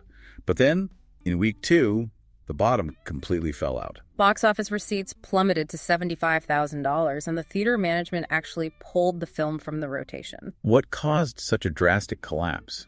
Did the New York critics turn against it? The critical reception was definitely mixed. Some reviewers dismissed it entirely. John Mosher, writing for The New Yorker, derisively labeled it dreary nonsense and called the plot preposterous. But the massive drop in ticket sales was actually the result of a highly unusual high-class problem. Meaning Clark Gable inadvertently sabotaged his own movie. Exactly. Right as the film was playing at Radio City, Gable was booked for a grueling, live, personal appearance tour just down the street at the Capitol Theater. So New Yorkers had a choice. They could pay to watch Gable on a piece of celluloid, or they could walk a few blocks and watch the real Clark Gable perform live on stage. While the film was premiering, MGM realized they had a massive phenomenon on their hands with Gable fever, and they decided to wring every single cent out of him. To understand what happened to Gable here, you have to understand how the studio system functioned in 1934. It was vertically integrated. Right, they owned everything. The studios didn't just make the movies, they owned the theaters where the movies were shown. It Happened One Night was a Columbia picture, but it premiered at the massive Radio City Music Hall. Just a block away was the Capitol Theater, which was run by Loews Incorporated, the parent company of MGM. So Columbia is making money at Radio City, Yeah. and MGM's Capitol Theater is bleeding ticket sales. Exactly. So MGM executives formulate a ruthlessly brilliant cutthroat strategy. They take their biggest star, Clark Gable, and they force him to perform a live vaudeville act on stage at the Capitol Theater, directly competing with his own movie playing a block away. I cannot emphasize enough how grueling this schedule was. They put the biggest movie star in the world on a stage for 5 live shows a day. 5. He was essentially recreating a physically demanding 15-minute tussle scene from his movie Dancing Lady with a stage actress and a full chorus line. Yeah. And after that, he had to act as the MC for a full hour-long variety show. 5 times a day. He was working from noon until nearly 1 a.m., and the physical toll wasn't just the performance, he was being hunted. Or the fans. He had to have a heavy police escort just to travel the few blocks from the Waldorf Astoria Hotel to the stage door, because literal wolf packs of female fans were swarming the streets trying to rip his clothes off. During the shows, women were trying to climb over the orchestra pit onto the stage. And you might think, well, he's the biggest star in the world. He must be making a fortune for this live spectacle. You would think. No. He wasn't paid a massive stage bonus. He received his standard, contractual MGM weekly salary, which, when divided by the sheer number of shows he was doing, broke down to about $49 a performance. That's unbelievable. He practically killed himself on stage 41 times in a single week for $49 a show. That is the sweaty, underpaid, exhausting reality behind the glamorous movie star image. He was treated like a literal circus animal by the studio executives. But from a corporate standpoint, the ruthless strategy worked flawlessly. The crowds at the Capitol Theater to see Gable in the flesh were so massive that attendance for It Happened One Night at Radio City Music Hall plummeted. The theater pulled the film after just 1 week, labeling it a disappointment. But then, the sleeper hit phenomenon took hold. It moved out of the sophisticated urban centers and hit the secondary markets. The heartland theaters, the small towns across the Midwest. These audiences recognized the dusty highways and the auto camps. They felt seen by the grounded working-class environments. Word of mouth spread like a wildfire. People returned to the theater 3-4 times, dragging their neighbors with them. That sustained momentum transformed the film into a financial juggernaut. That initial $325,000 budget eventually yielded over $1 million in pure profit. It was the 5th highest grossing film of the year and single-handedly stabilized Columbia Pictures. A massive windfall. Now, Frank Capra had cleverly negotiated a 10% net profit participation deal in his contract. He must have become incredibly wealthy from that $1 million profit margin. In theory, he should have. But the reality of Hollywood accounting is rarely so straightforward. This introduces the exploitative practice of block booking. I need you to explain how block booking actually functioned because it sounds inherently corrupt. It was a cornerstone of the studio monopoly. The best modern analogy is a terrible cable television package. You want to watch one premium channel, but the cable company forces you to buy 40 channels of obscure garbage to get it. Precisely. Columbia knew they had an undeniable hit with It Happened One Night. So when independent theater owners asked to rent the film, Harry Cohn refused to lease it individually. He bundled it with a slate of terrible, low-budget B-movies the studio needed to unload. The theaters were forced to buy the bad movies to get access to Gable and Colbert. And here's where the accounting trick comes in. The studio distributed the rental fees generated by the package across all the films in the bundle. Oh, so on paper, it looked like the terrible B-movies were generating revenue, while the profits for It Happened One Night were artificially deflated. Which meant Capra's 10% cut was calculated based on a heavily diluted profit margin. He was robbed of his fair share. He was furious. He felt the studio was weaponizing his masterpiece to peddle trash while actively siphoning money out of his pocket. It is a stark reminder that the art was always subservient to the business. But despite the financial chicanery, the creative triumph was undeniable. And a large part of why the film remains so satisfying is the structural brilliance of the final act. The ending handles the complex class politics of the era with remarkable deftness. It completely subverts the expected romantic tropes. Mr. Andrews, Ellie's billionaire father, steps in and essentially naturalizes the compromise between the two lovers. He bridges the massive economic chasm without forcing either character to surrender their core identity. Consider Peter Warren's actions. He doesn't show up at the Andrews estate demanding the $10,000 reward for finding Ellie. He presents an itemized, meticulously calculated bill for $39.60. Claiming reimbursement solely for his actual expenses on the road. It is a profound declaration of his working-class integrity. And Ellie doesn't run away from her high society wedding simply out of blind rebellion. Her father acts as the catalyst, making her realize that Peter's absurd itemized bill is proof of a deep, sincere love completely divorced from her wealth. The resolution is entirely egalitarian. Peter wins his bride without having to grovel to the upper class, and Ellie escapes her gilded cage to join a man of genuine substance. Both of their dignities remain completely intact. It is a striking contrast to other popular narratives of the time. Look at a film like Men in White. A film where a rather unearned happy ending is forcefully grafted onto a male lead who hasn't truly evolved. It Happened One Night made the romance feel earned through genuine struggle. And that sense of earned triumph culminated in a historic, unprecedented evening in Hollywood. The 7th Academy Award ceremony held on February 27, 1935. It resulted in a statistical anomaly that stunned the entire industry. The film swept the top 5 major categories: Best Picture, Best Director for Capra, Best Actor for Gable, Best Actress for Colbert, and Best Adapted Screenplay for Riskin. To contextualize how rare that achievement is, that specific sweep of the top 5 awards was not repeated for another 41 years. Not until Milos Forman directed One Flew Over the Cuckoo's Nest in 1976. It is the cinematic equivalent of pitching a perfect game. But we have to set the scene of the 1935 Oscars. Yeah. Because the atmosphere was fundamentally different from the highly orchestrated, solemn broadcasts we watch today. The ceremony took place during a banquet at the Biltmore Hotel. It was much looser, much more informal. It embodied that classic era of casual Hollywood glamour. Guests were drinking heavily, eating dinner, and chatting loudly while the awards were being presented. There was no television broadcast, no radio broadcast. In fact, the winners were literally informed that they had won an hour before the dinner even started so the press could get photos of them for the newsreels. In Peter Bogdanovich's book, Who the Hell's in It?, he interviews stars like Jimmy Stewart and Cary Grant about these early ceremonies, and their descriptions are hilarious. What did they say? Jimmy Stewart said the Oscars used to just be a party down at the Coconut Grove where industry people got loaded, told jokes, and handed out little prizes to their friends. Just a party. Right. And Cary Grant noted that it felt almost embarrassing to have incredibly wealthy people publicly congratulating each other, so they actively mocked it. They'd yell at each other, "Come up and get your little medal." It was an insider's dinner party, but the 1934 ceremony had a distinctly different, highly dramatic energy. Frank Capra was there, but he had practically dragged himself from his deathbed. Yeah, he was really sick. He had recently suffered a ruptured appendix and nearly died. Witnesses described him looking like a literal skeleton in a tuxedo, so weak he could barely sit up, let alone give a speech.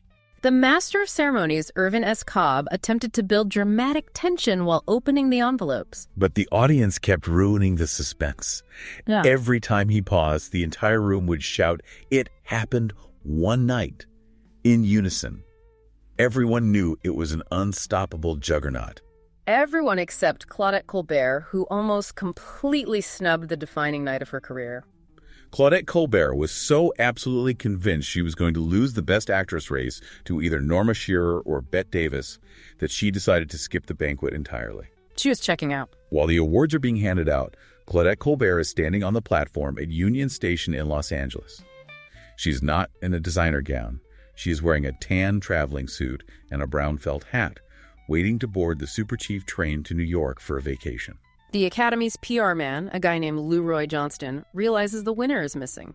He races across town, frantically hunting her down at the train station. He finds her on the platform and literally pleads with her to come back to the Biltmore.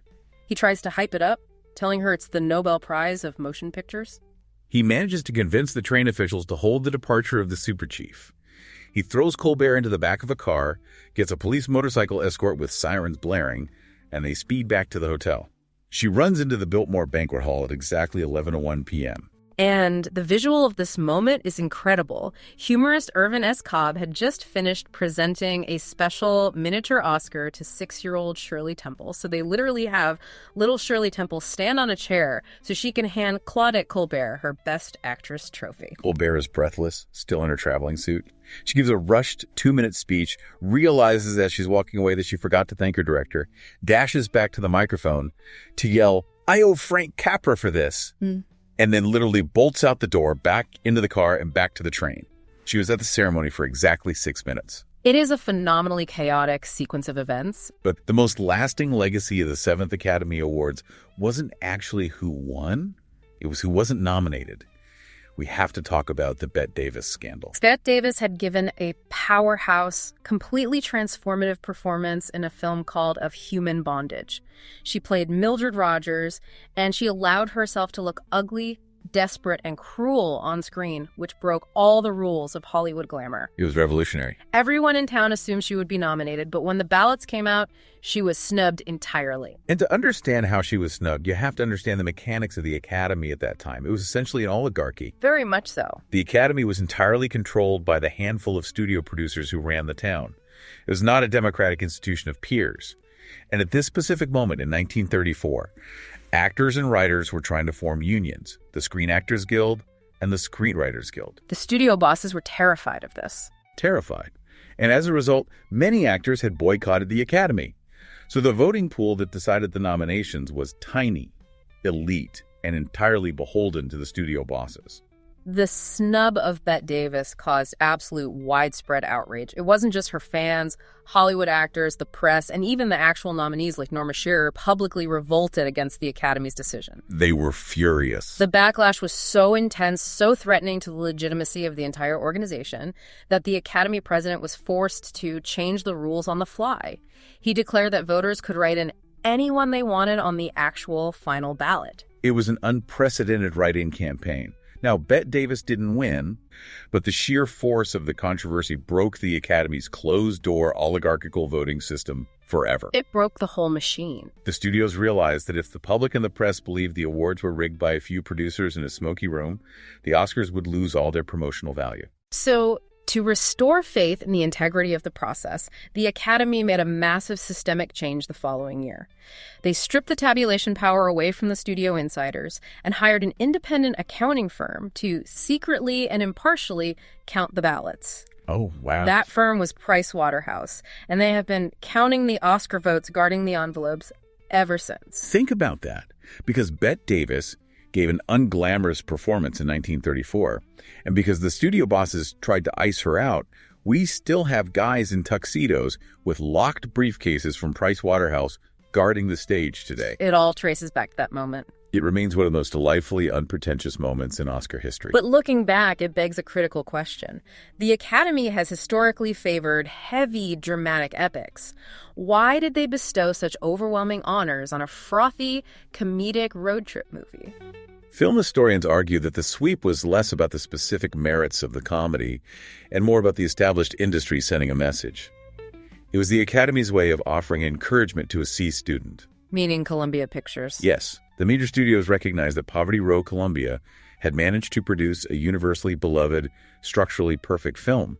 It was the titans of the industry patting the scrappy underdog on the head. Validating both Capra's talent and Cohn's ambition. But the immediate aftermath of that historic victory was pure chaos. Frank Capra threw a celebratory bash on his front lawn that descended into madness. It was an exercise in excess.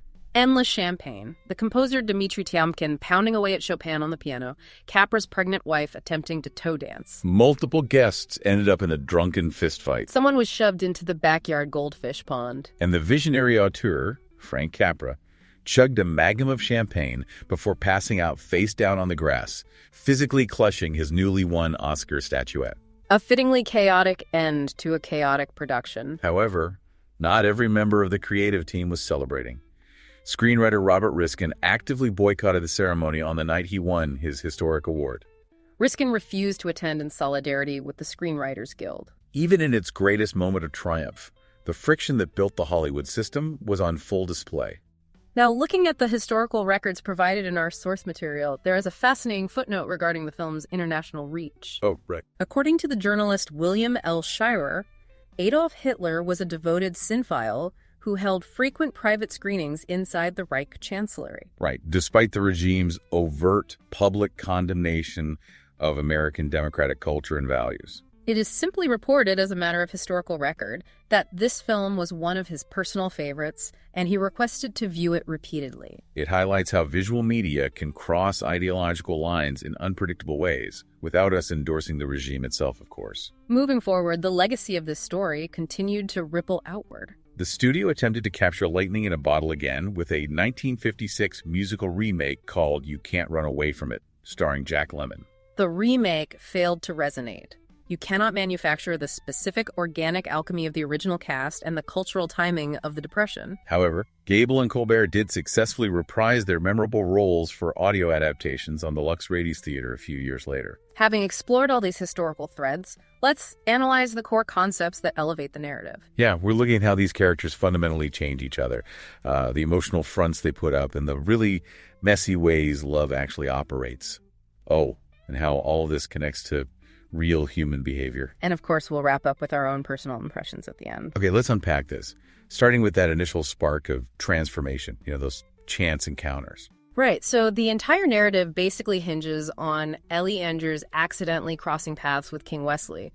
But what's crucial to understand is that Wesley isn't actually her true destination. He's merely a catalyst. Yeah, because he represents this fantasy of freedom. He's the flashy aviator playboy. Meeting him is what emboldens Ellie to turn her small acts of rebellion into her entire identity. Precisely. Wesley is an idea. He's an escape hatch. But the truly life-altering encounter is Peter Warren. Because unlike Wesley, Peter forces Ellie into sustained, unavoidable contact with reality. I like to think of it this way. Wesley is like the flashy travel brochure, the idealized, glossy picture of the beach where nothing goes wrong. But Peter is the actual exhausting road trip. Yes, totally. And on that road trip, the car inevitably breaks down, someone loses the map, and you realize you forgot your wallet. Ellie starts out mistaking her immense privilege for actual competence. She truly believes she's ready for independence. She really does. But the road trip with Peter exposes how sheltered she is. Like, instantly. Her suitcase gets stolen almost the second she sets it down, because she assumes there's an invisible bellhop everywhere she goes. And she misses the bus because she arrogantly assumes the driver will simply wait for her. It never occurs to her that the world operates on its own schedule. And Peter, despite this highly cynical exterior, ends up becoming her guide through the real world. He chases the suitcase thief, he secures her ticket, he shields her.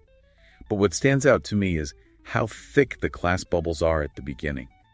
They are practically suffocating. What's fascinating here is how everyone carries these heavy class prejudices that have to be dismantled. Like, Peter cynically assumes Ellie is just a spoiled, helpless heiress. He looks at her like she's an alien species. He constantly patronizes her. Think about the famous diner scene. He literally mocks her for not knowing how to dunk a donut properly. Oh, he treats donut dunking like it's this high art form of the working class. He shows her how to dip it just long enough to absorb the coffee, but not long enough to braid apart. It's so specific. And he mocks her for not knowing how to ride piggyback across a stream. He sees her as totally detached from basic human survival. But on the flip side, Ellie assumes Peter's working class bluntness means he's just a vulgar opportunist. She's been conditioned from birth to suspect that any man outside her wealthy social sphere is only after her money. It's a mutual mistrust based entirely on social conditioning. And you see this bubble extend to her father, Alexander Andrews, too. When he finds out about Peter, he makes that highly revealing joke about Ellie falling for a bus driver. It sounds like a throwaway line, but it's critical. It shows how quickly the wealthy patriarch equates a lack of financial status with a lack of character. He literally cannot fathom a working-class man possessing genuine integrity. Because their worlds are just totally walled off from each other. But if they're all so entirely wrong at each other, if Ellie isn't useless and Peter isn't a crook, why does it take them so long to see it? Because everyone in this story is hiding behind emotional camouflage. They are wearing masks.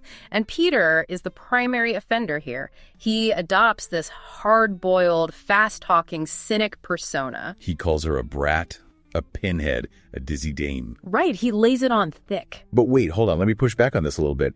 Is it really just camouflage? I mean, isn't Peter just genuinely kind of a jerk sometimes? Look at the working-class male ego of that era. Why does he get so disproportionately angry when she's just hungry or when she simply wants a decent room to sleep in? He snaps at her constantly. Well, it absolutely looks like genuine cruelty, and he definitely has an ego. But if you look at the triggers for his anger, it almost always happens when he's confronted with his own financial inadequacy. So her physical needs remind him of what he literally cannot provide. Exactly that. Underneath that confident swagger, Peter is terrified. His anger is a defensive reaction that masks humiliation. He genuinely believes a wealthy heiress could never actually choose a penniless, recently fired newspaperman. So he decides to reject her before she can reject him. He ridicules her class to create distance. Right. It shields him from the vulnerability of actually trying and failing to win her over. Which leads to this sort of tragic irony. Because Ellie takes Peter's insults completely literally. She does. And why wouldn't she? Because of her own hidden insecurities, she already doubts her worth outside of her father's bank account. She truly believes Peter despises everything she stands for. She mistakes his emotional restraint, his defensive sarcasm for outright disgust. She thinks he hates me because I'm rich and useless. It is a complete comedy of emotional self-defense. They are both entirely convinced the other looks down on them, when in reality they're both just terrified of not being enough. You know, it's funny, but it is also highly relatable. Sabotaging a relationship by pretending you don't care just to avoid being the one who gets hurt first. Oh, it's an extremely common human defense mechanism. We build massive walls to keep out the exact thing we are desperately hoping will break through. So, since they can't express their feelings openly behind these sarcastic masks, how do they actually fall in love? Because they clearly do. The film seems to argue that intimacy happens through shared practical action. That is the core of it. There's this brilliant contrast between spectacle and sacrifice. King Wesley's romance with Ellie is all about newspaper headlines, public scandal, and this impulsive, flashy elopement. Right, there's zero actual intimacy there. It's totally a performance. Yes. But Peter offers quiet, unglamorous sacrifices. He literally gives up his own comfort. He secures them safe lodging when they're stranded. He shields her from Oscar Shapley, that incredibly creepy guy on the bus who keeps making advances at her. He expresses affection through labor, through responsibility. It completely reframes romance away from grand gestures and toward practical devotion. What's an example of that practical devotion that stands out to you? Oh, we have to talk about the penknife scene. It is strangely tender. They're sleeping in a hayfield because they have no money for a room. They're literally eating raw carrots pulled from the ground. And Ellie gets something stuck in her teeth. And Peter just casually uses his pocket knife to get it out? Yes. It's highly unhygienic, mildly embarrassing, and definitely not glamorous. A wealthy heiress having a guy pick her teeth with a knife in a field. But that's what makes it so great. That's not a fairy tale. That's actual messy human companionship. It breaks down the physical boundaries between them. It's a shared inconvenience that brings them closer. And you see this theme of ordinary devotion mirrored in the background characters, too. Right, the other passengers? Yeah, look at the hungry boy and his mother on that rainy night bus. Oh, that scene is so quiet, but so effective. They are silently sacrificing for each other. The mother clearly gave up food to afford the bus tickets. And the young boy is actively suppressing his own hunger so he doesn't shame her by begging. It's a beautiful portrait of familial endurance. Love isn't spoken there, it's demonstrated through suffering for the other person. Even Shapley, the guy who is framed as a fast-talking opportunist, has a sudden moment of ordinary devotion. He really does. When Peter is running his fake gangster routine to scare him off, Shapley's immediate reaction isn't about his own safety. He panics about the safety of his kids. It instantly strips away his slimy exterior and reveals his core vulnerability. Love in this universe is almost always rooted in practical care for someone else. But let's be honest about this practical care. It isn't peaceful. In fact, it's intensely aggravating. Oh, it's the paradox of attachment. The people who frustrate us the most intensely are often the ones we absolutely cannot detach from. Intimacy emerges through the bickering. The classic battle of the sexes dynamic. They test boundaries while hiding their vulnerability beneath constant sarcasm. Think about that exact scene in the hayfield you mentioned earlier, where Peter brings Ellie the bunch of carrots. Right. He practically throws them at her and complains, "Holy jumping catfish, you can drive a guy crazy." His exasperation is at its absolute peak there. He resents how much she has disrupted his structured, independent life. But the brilliance is that his verbal exasperation is paired with him physically making her a bed out of hay and foraging for her food. He cannot stand her, but his actions are entirely geared toward caring for her. He can't comfortably exist with her, but he's reached a point where he also cannot detach from her. Here's where it gets really interesting. Look at what Peter says to Ellie's father later on when he goes to collect his expenses. He literally says a normal human being couldn't live under the same roof with her without going nuts. He frames her as completely intolerable to a rational person. Right, but then he follows it up by saying, but don't hold that against me. I'm a little screwy myself. That is the absolute acceptance of emotional chaos. He's realizing that love isn't about achieving serene harmony. It's about existing alongside someone else's contradictions because they match your own. And this combative relationship style is literally everywhere in the story. Look at Peter and his editor, Gordon. They have this combative, almost aggressive father-son vibe. Peter loudly resents Gordon's authority. He yells at him over the phone. He gets fired by him. Yet he instinctively returns to him with the biggest story of his career because he desperately craves Gordon's validation. Or Ellie and her father. It's constant rebellion masking mutual admiration. Andrews is furious. She jumped off the yacht and escaped. But he also says, of course she got away. She's too smart for you. The frustration is completely inseparable from the affection. They just don't know how to communicate love without wrapping it in conflict. And navigating this messy, chaotic affection forces these characters into corners and makes them make some highly questionable ethical choices just to survive or to protect the people they care about. The story constantly explores this gray area of good intentions. It continually blurs the line between wrongdoing and responsibility. Which takes us to the concept of the virtuous vice. Doing the wrong thing for the right reason. A prime example is Andrews locking Ellie on the yacht at the very beginning. From a literal standpoint, it's a tyrannical abuse of authority. He is holding an adult woman captive. It totally is. But you can see it stems from genuine protective love. He knows King Wesley is a fake who's just exploiting her for access to wealth, and Andrews is trying to save her from a disastrous mistake. The method is undeniably oppressive, but the motivation is entirely rooted in compassion.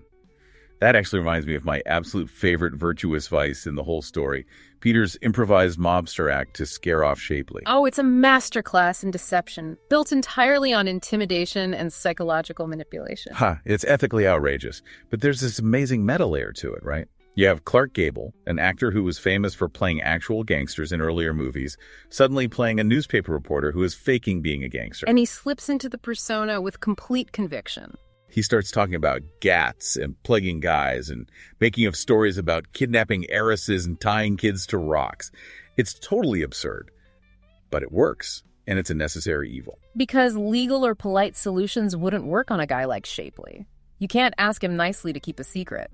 So Peter uses a morally dubious strategy, terrorizing a man to shield Ellie from being exposed. The survival of the people you care about sometimes requires manipulation rather than moral purity. You have to get your hands dirty. We see that culminate with Andrews' biggest virtuous vices at the very end of the film. Sabotaging a wedding while walking down the aisle. Yes. He gives Ellie that evil whisper right before they reach the altar, suggesting she just run away. Socially, it's scandalous. He's humiliating Wesley in front of hundreds of people. But he knows letting her marry Wesley would condemn her to a lifetime of misery. And then the kicker, he bribes Wesley $100,000 to not contest the annulment. Bribery is ethically compromised. But Andrews uses the very financial power that caused all this damage in the first place to essentially buy his daughter's emotional liberation. He uses his wealth to free her from the trap his wealth created. So, looking at all these layers, the defensive masks, the chaotic bickering, the morally gray choices made out of love, what is our final takeaway here? For me, it's appreciating the story as a remarkably sharp character study that's just cleverly disguised as a romantic comedy. The structural elegance is striking, particularly the way they delay the emotional release. Oh, the delayed almost kisses. The tension builds because they keep getting interrupted. Exactly. And of course, the most brilliant device, the walls of Jericho. For those who might not remember, because they are traveling together, unmarried, they have to share motel rooms. Right, so to maintain propriety, Peter strings a rope between the twin beds and hangs a blanket over it. He literally names it the Walls of Jericho. It starts as this practical, funny joke about modesty, but it evolves into a striking visual representation of their emotional barriers. The blanket separates them physically, just as their class prejudices separate them mentally. And the payoff at the end is so satisfying. The toy trumpet sounds and the metaphorical walls literally come down. The blanket drops. It gives the story such satisfying symbolic consistency. What stands out to you as a final thought? My final takeaway centers entirely on Ellie and her trajectory from wanting agency to actually discovering her own practical incompetence. She learns very quickly that years of rebelling against her father's bodyguards did not actually prepare her for managing a budget or catching a bus. It really didn't. But it all clicks for me during the famous hitchhiking revelation. They are stranded, and Peter tries his elaborate, supposedly foolproof thumb technique to hail a car. It completely fails. Cars just zoom right past him. He treats hitchhiking like a science, and the world ignores him. Then Ellie steps up, hikes up her skirt, bares her leg, and a car screeches to a halt instantly. But what strikes me is that she is almost too comfortable doing this. She succeeds instantly with spectacle. It really makes you wonder what kind of escapade she went on before this road trip. It suggests her rebelliousness was always a bit theatrical. How do you mean? Well, she loves the fantasy of being a runaway. She likes the idea of defying the rules, but she hates the actual discomfort of it. She romanticizes the freedom, but complains bitterly about sleeping on hay or having no hot water. So her wildness is somewhat performative. When the chips are down, she succeeds by using charm and sex appeal, the leverage she inherently understands from high society. Yes, exactly. It's theatrical, but it is highly effective. If we connect this to the bigger picture, the entire narrative serves to reconcile two completely suspicious social classes: the wealthy elite and the working class practicals. They finally understand each other. And the absolute proof of this reconciliation is the $39.60 Peter asks Andrews to reimburse him for. That scene is so memorable. Andrews is ready to write a massive check. He offers Peter the $10,000 reward, but Peter refuses it. He pulls out an itemized list and just wants his exact expenses covered. A new suitcase, a couple of meals, a shirt. Now remember, Ellie initially assumes Peter's message about a financial matter means he sold her out. Her societal conditioning makes her doubt him. She thinks he was just a vulgar opportunist after all. But the father gets it. Andrews, the cynical millionaire, recognizes that this highly modest request is absolute proof of an integrity that wealth cannot manufacture. It proves Peter's devotion is sincere, not transactional. He cannot be bought. The film doesn't just marry two people at the end. It essentially marries two Americas. The wealth and the working class find a common moral ground. Wow, what a journey. From chance encounters and bursting class bubbles to the realization that love is built on shared bus seats, bickering over raw carrots, and the occasional necessary evil like faking a mobster routine. It is a lasting reminder that genuine character cannot be measured by appearances or bank accounts, and that deep vulnerability is often hiding right behind a sarcastic remark. If you want to explore the source material behind today's exploration, be sure to visit filmtrospective.com. There is so much more to dig into. And keep an eye out for our upcoming Sunday trivia. It'll test your knowledge heavily based on the specific dialogue and classic scenes we unpacked today. Better brush up on your donut dunking techniques. We'd love to hear your thoughts, so please join the conversation with us on Facebook and Instagram.